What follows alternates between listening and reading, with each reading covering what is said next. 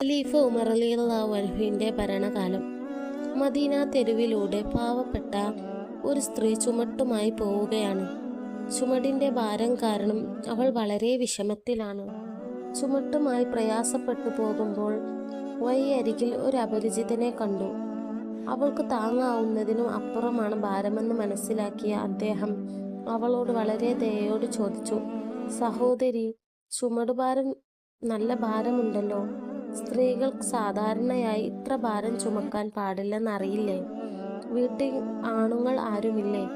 വിഷമത്തോടെ അവൾ മറുപടി പറഞ്ഞു, ആണും തുണയുമായി ഉണ്ടായിരുന്നയാൾ യുദ്ധത്തിൽ മരിച്ചു. എട്ടും പൊട്ടും തിരിയാത്ത 2 കുട്ടികളാണ് എനിക്കുള്ളത്. അവരെ കൊണ്ട് ഇതെങ്ങനെ? വിഷമത്തോടെ അവൾ പറഞ്ഞു നിർത്തി.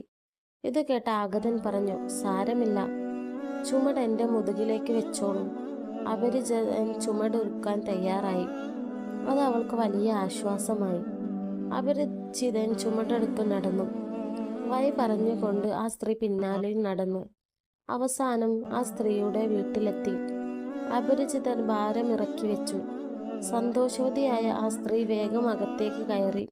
കുടിക്കാനുള്ള പാനീയവുമായി മടങ്ങി വരുമ്പോൾ അപരിചിതനെ കാണുന്നില്ല. ആ സ്ത്രീക്ക് ഭയങ്കര വിഷമമായി.